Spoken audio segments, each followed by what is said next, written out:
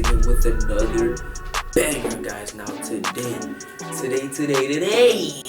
I'm going to be reacting to true horror stories, guys, animation. But before this video starts, make sure you guys smash the like button, subscribe to my channel, make sure you guys turn on your post notifications. Now you will never miss my uploads, guys. Now without further ado, let's hop into this video. Let's go. Kevin had just turned 21, so he and his friend decided to go to a bar one night and was approached by a cute girl named Candace. He didn't know she was just trying to get free drinks by flirting, so he told her that they didn't have much money. However, Candace was the one who offered, and she kept buying more and more. Kevin started getting confused as to who she liked more between him and David and why she was being so generous. A little later, they both carried David out the bar. She kept telling him to go home with her, but he was so out of it he could barely answer. Kevin told her that he couldn't let him go anywhere as he didn't want David to wake up in a random house without a car and not remembering what happened. Candace kept pushing it, saying that she would take care of him, but Kevin told her that the only way David was going anywhere was if he tagged along. Immediately, she started flirting with Kevin and offered to get his friend a taxi and said they could drive to her place alone. At this point, Kevin had a few drinks and was pretty buzzed, so he agreed. They got David a taxi to go home, and the two walked to Candace's car. Everything was happening so quickly and he started feeling uneasy. They got in the car and she drove the street when she asked if he wanted to stop at the store and get some more. Hold on. That is just stupid. I am never, ever doing that. I am not getting in a stranger's car. I don't care. Or to drink.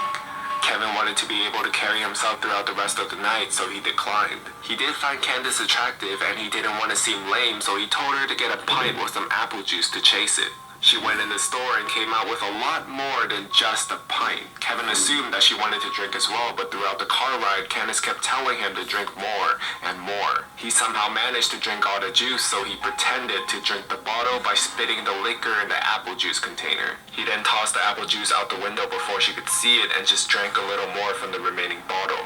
Kevin was able to make her believe he was actually drunk, but in reality, he was simply buzzed. They drove up to her house and he pretended to trip and stumble, so she helped him walk inside. The front door was unlocked, but she made sure it was locked when they got in. Kevin thought that was strange, but he didn't think too much of it, so he told her that he had to use the bathroom. He walked inside and looked at himself in the mirror. He just felt strange. There was definitely something off. He turned on the sink to make noise and made himself puke up the liquor he drank. Kevin flushed and went to the sink and started drinking the tap water to sober up. He just didn't want to be drunk, but still wanted to hook up with Candace. Kevin turned the sink off when he suddenly heard her talking to someone outside. He's drunk as hell. He could barely stand up. You do it. Who was she talking to? And do what? Kevin walked out the bathroom, and the moment he stepped into the living room, he saw Candace walking into another room. That strange, very bright red hair. He didn't see her face or anything. Hey, where are you going? She walked back into the dark living room and up to Kevin and said, "Let's go in my room." He looked at her bright red hair and into her eyes. They were different. Her face was different. It was another girl with the same hair. That's when Kevin realized it was another girl with the same wig on. It was a wig the entire time. Kevin's heart felt like it stopped, but he tried to look like he had no idea it was a different girl. Kevin kind of smiled and told her that he just needed to use the bathroom one more time and told her he was sorry he was so drunk. She said, "It's fine, just hurry up in there." Kevin went into the bathroom and locked the door. He heard her whispering something to someone again, this time thinking that he heard a male voice whispered back. Something sketchy was going on and he had to get out of the house. Kevin opened the bathroom window and jumped straight out of it and ran faster than he ever had in his life. Run! Run that! Down the main road until he saw a CVS and stood straight at the front of the store in front of the camera. Kevin then called a taxi and went home. He tried thinking about what happened that night. She kept buying him and his friend drinks and even paid for David's friend's taxi cab. And most of all, why did she wear a wig that she gave to another girl to wear? Who was she talking to? And what was in that room that they tried to lure him into? That's crazy.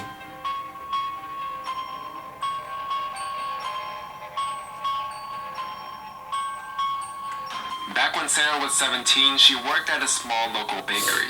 There were less than 15 employees spread across all the night and day shifts, so they only had a few people working during the day. One of these people was Dave, the delivery driver. From the first time they met, Dave immediately gave Sarah an off vibe. He was in his mid-50s and way too friendly to a teenage girl. Bro, don't tell me this man is a pedophile, bro. Don't tell me that, bro. But the boss told her that yes, he could be annoying, but no one worked harder than he did, so just ignore his antics. Sarah then recalled that when she signed the paperwork, they never asked her to submit a background check. And in hindsight, that should have been red flag number 2. Over the course of the year or so that she worked with Dave, Sarah tried very hard to ignore him. He was rarely outright creepy, but he was always just a bit too friendly. He would stick around long after his shift was over to talk to her and another pastry chef. He always wanted to lick the bowl after she finished making Rice Krispie treats. He would always stand in front of the racks or equipment or ingredients just enough that sometimes her hand would brush him while reaching for something. Dave always stood just a little too close. Dave was constantly asking Sarah about her life, what she liked, what she did for fun, if she had a boyfriend. Almost daily, he would tell her how a nice girl like her should have a boyfriend.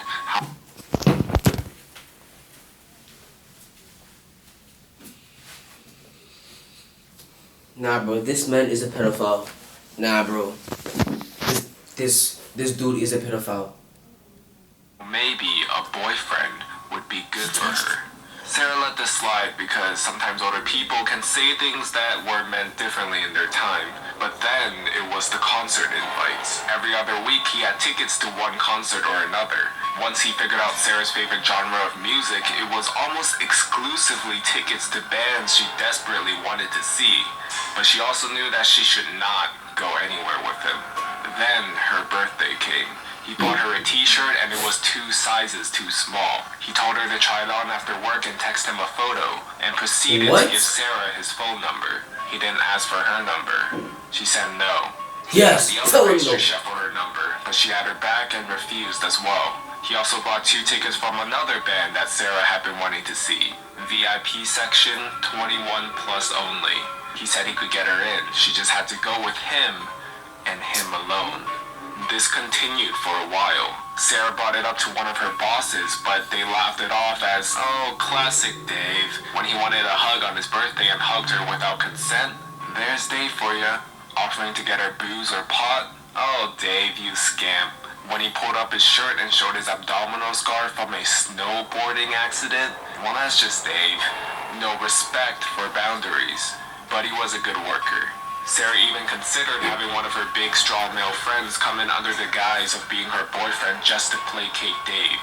She was repulsed by him, but he hadn't really done anything to classify himself as a predator. Besides asking for her number, he had never tried to straight up harass her, and besides the odd hug or 2 that she was too shy and afraid to refuse, he hadn't gotten super physical. Then one day, Dave was gone.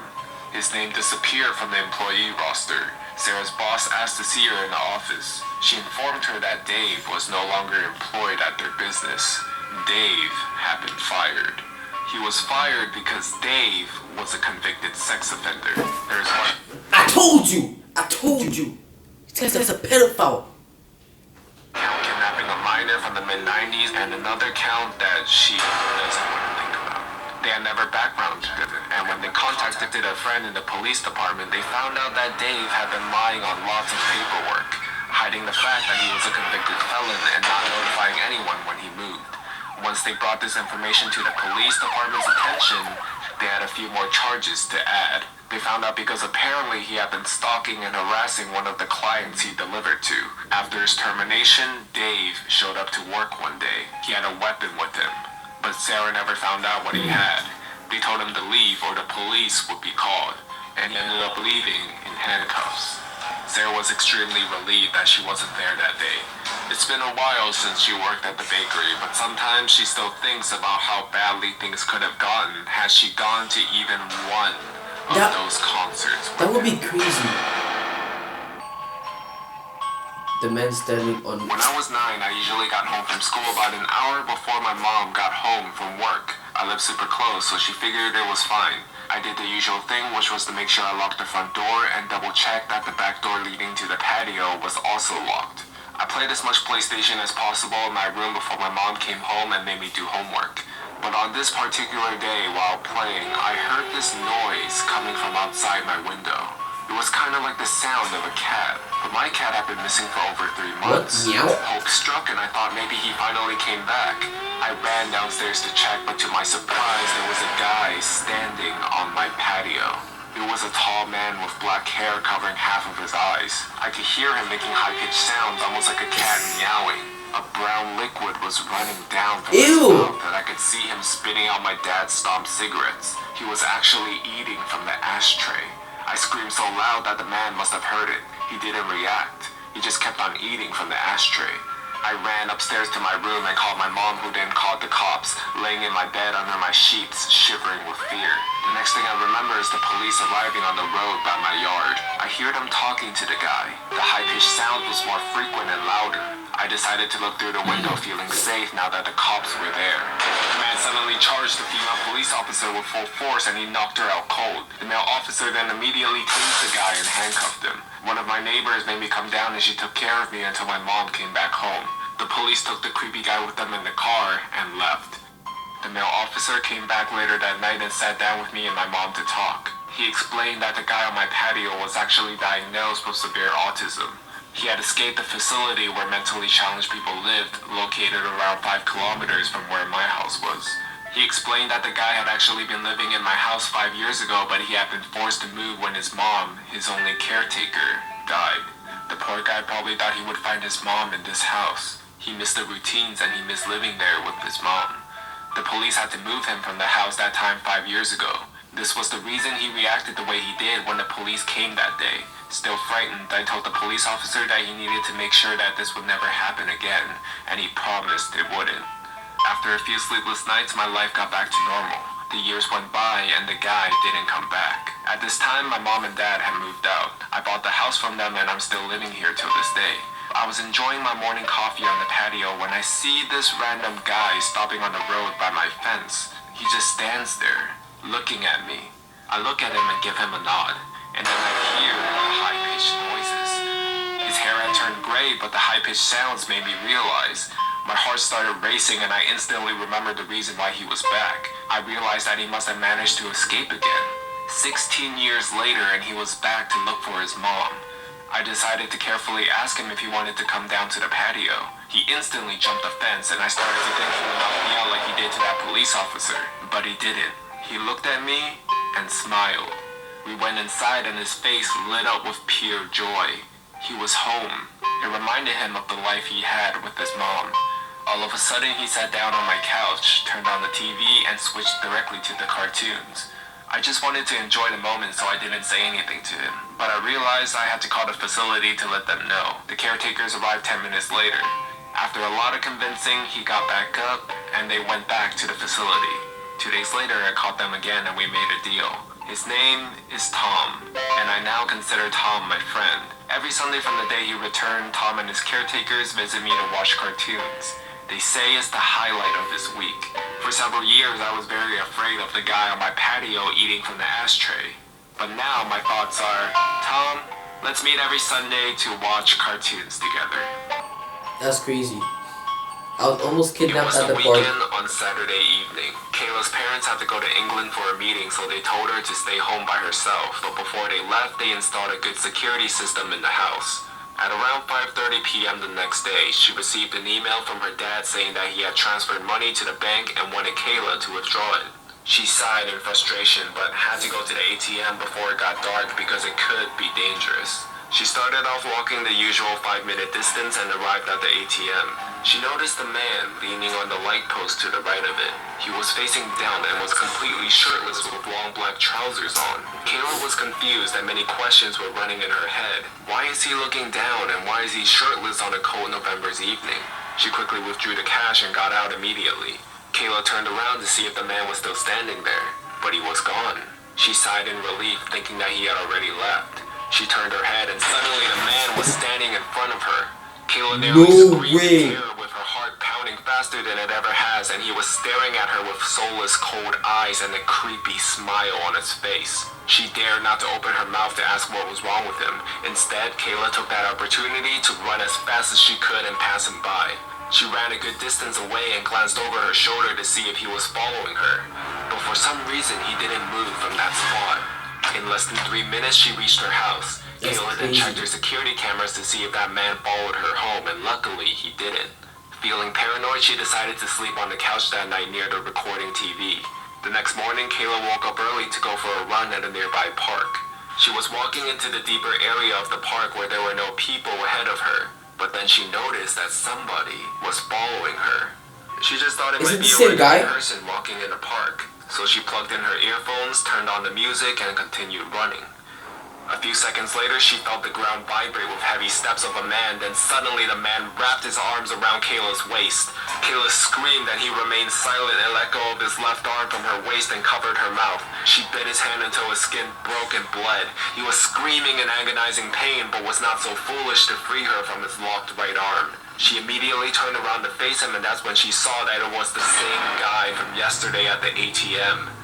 He lowered his face closer to Kayla and said, "I've never seen such a beautiful girl like you from my whole neighborhood." Kayla was so freaked out and panicked, trying to resist, but the guy wouldn't let go of her. By some miracle, 2 security guards approached him from behind and knocked him down to his feet, handcuffed him, and took him to the police. Kayla asked the security guards how they knew she was in danger. He said that the security team fixed hidden cameras on trees and light posts for visitor safety 3 days ago after there were reports that young teenage girls go missing in this park. Kayla thanked the security guard after saving her life, and he told her not to travel places anymore without an adult. After 15 minutes, the police arrived at the scene and they asked Kayla for details and how it all started. Kayla then called her dad and told him about the incident. The police gave her a ride home and said they would give her an update on the situation. She thanked them for the help and left. 2 days passed. Kayla got a call from the police and they said that they collected all the information and details about the man. He fled from his country and admitted to many felonies and will be sent back to receive his punishments and the death sentence. This is crazy, bro. On one Sunday afternoon, Macy and Lily decided to go hiking in some hills about an hour away. It wasn't too difficult of a hike, so they reached the top without any problems. After resting for a bit, they decided to head back down. They had been walking for maybe 10 minutes and Macy started complaining and wanted to walk down the side of the road instead of the rough hiking trail. Lily conceded, but not even after 5 minutes, a truck pulled up next to them. It was red and rusty. The guy driving rolled down the window and greeted them, asking if they needed a ride. Macy thought he looked charming and even cute. Lily was hesitant, but despite her better judgment, Macy convinced her to get in the trunk since it must only... What? Just because he's cute, you are gonna go in the car. Why would you go in a car? Be a 10-minute drive down to the car, tops. The 2 girls opened the passenger's door to this rusty old thing, and the guy directed them behind the seat to get into the back. They settled in and the truck started rumbling forwards. The backseat was clean enough, but there was a rope on the floor behind the driver's seat and 4 boxes of saran wrap half hanging out from under the passenger seat. It seemed creepy and weird, but Lily didn't want to freak Macy out, so she just kept her mouth shut. After 10 minutes, the woods didn't look any clearer, and they hadn't seen another car the whole time.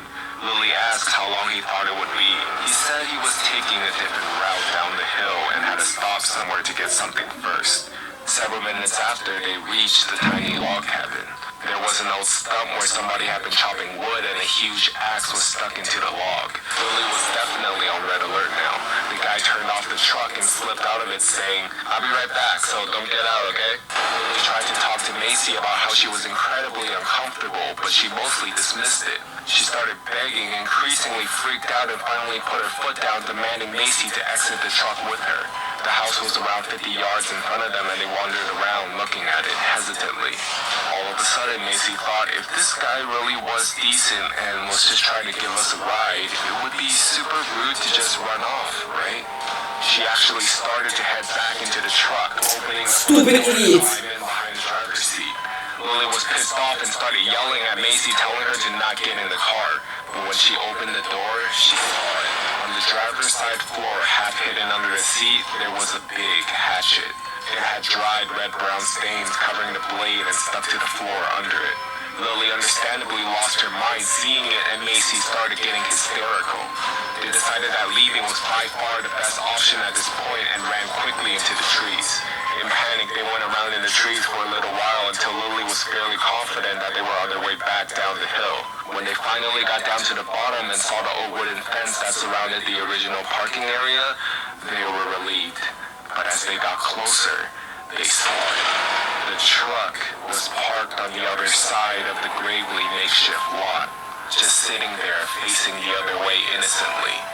They couldn't see if anyone was in it, and of course Macy wanted to run for the car, but Lily was super hesitant. This took place when there were no cell phones and there was no ranger station or anyone around. The parking lot was big and empty and open, and who knows what would have happened if they decided to stroll across it. Thankfully, Lily convinced Macy to relax, and the two hunkered down against a big tree, hidden in the bushes. Waited it out for what seemed to be a couple of hours when dark started to fall. She was just planning their dash to the car when they heard a clunk. They watched as one of the back doors of their car swung open, and the bearded guy slid his way out of the back seat. He got out the car, shut the door, looking around the surrounding woods for several moments, and then walked back to his truck. Several minutes after watching him drive away, they sprinted to their car as fast as they could, jumped in, and peeled out before they had even shut the doors. Yo, this is why you don't go in a stranger's car. I'm on a school day, and I was on the stop waiting for my bus to arrive. I've always been a cautious person, and I constantly looked around. As I turned to my left, I see a man. I was kind of creeped out because of how tall he was, and I couldn't see his face. However, it was probably just another guy waiting for the bus, so I shrugged it off. I looked again, and he was standing still. This confused me as I didn't know which way he was staring. Then I looked one more time, and the man is sprinting full speed towards me. He stopped right in front of me and said, "Oh, I thought I was late for this bus." "No, you're not," I said calmly, and got to take a look at his face. He looked like he was around his 40s. Brown hair, messy beard, torn up clothes. Dirty man, dirty. Clean your hair, boy. For 10 minutes and the bus was finally arriving. I stuck my arm out just to make sure the bus driver could see me. As soon as I walked up, I felt the man grab my shoulder and pull me back very hard. I instantly started to panic as both of us are now hid in the darkness. Yo, do that, bro. "What are you doing?" I said in a scared voice. It was still dark out, and the bus driver obviously didn't see me with the headlights on and the rain pouring. It was at that moment I realized I was in a dark street with a creepy man putting his hands on me, probably making a horrifying face. Slowly, If this guy touched me, bro. If this guy touches me, I was like, yo, what's your problem, bro? What's your problem? I'm boxing this guy. looked behind my shoulder, and the last thing I remembered was him hitting me in the head and knocking me out unconscious.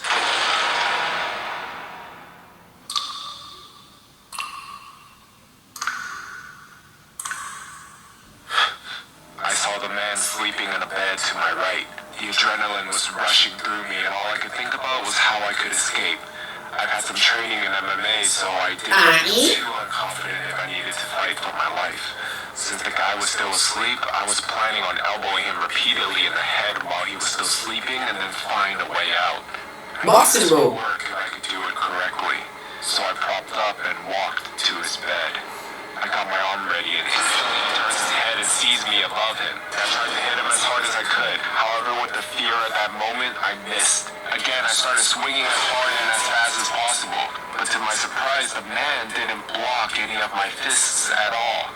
He just laid there smiling as his head got pounded. Honestly, it freaked me out even more that he wasn't doing anything. But finally, his face gave in. His nose started to bleed and a cut began to emerge on his face. I started to slow down as I ran out of stamina. His eyes closed and the smile began to fade. Instead of taking a step back, I decided to keep going and kept swinging as hard as I could. Boy, I was sure the man was don't mess with him. The man's eyes opened and he smiled and stood up. I saw a window to my left, and without hesitation, I quickly ran and jumped out of it. I landed on top of a bin. His apartment was only 2 stories high, so it didn't hurt too much. It turns ran away and luckily I got back to my home safely.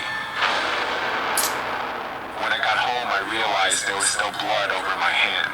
I felt my head and there was blood from when he hit me as well.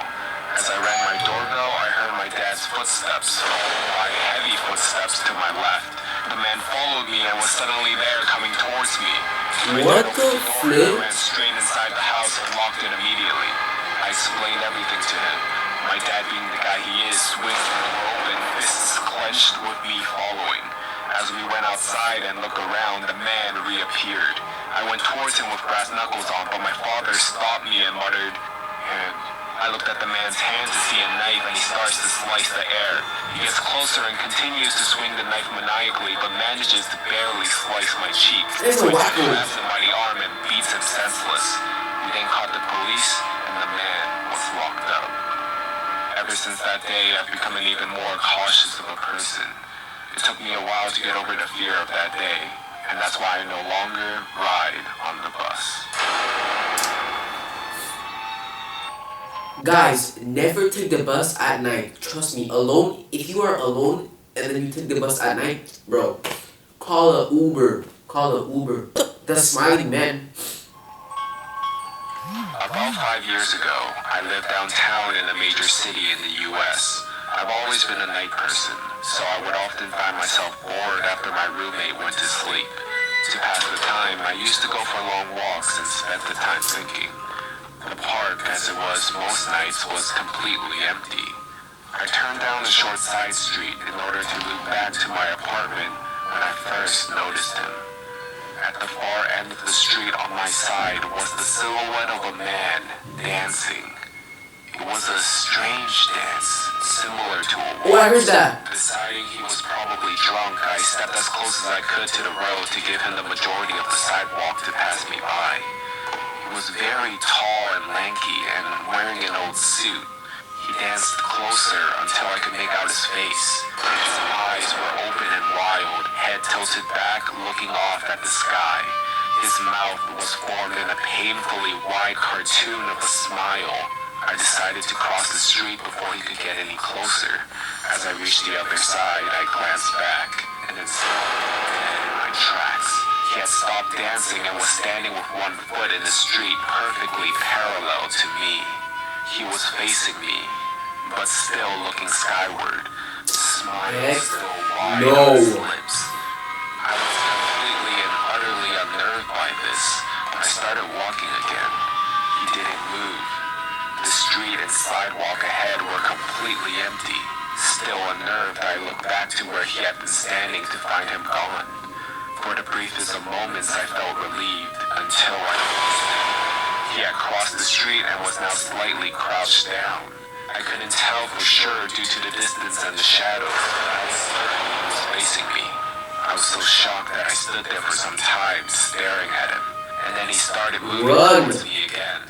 He took giant, exaggerated tiptoe steps as if he were a cartoon character sneaking up on someone. I like to say at this point I ran away or pulled out my pepper spray or my cell phone or anything at all. But I didn't. I just stood there, completely frozen as the smiling man crept towards me. Still smiling, still looking at the sky.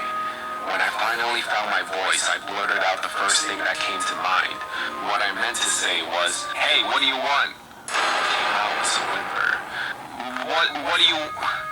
Regardless of whether or not humans can smell fear, they can certainly hear it. I heard it in my own voice, and that only made me more afraid. But he didn't react to it at all. He just stood there, smiling.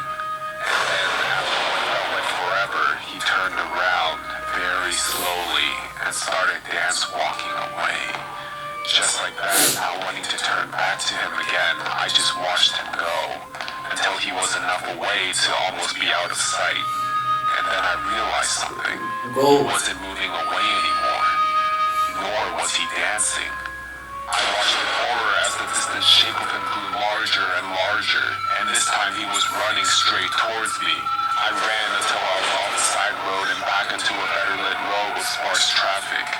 Looking behind me then, he was nowhere to be found.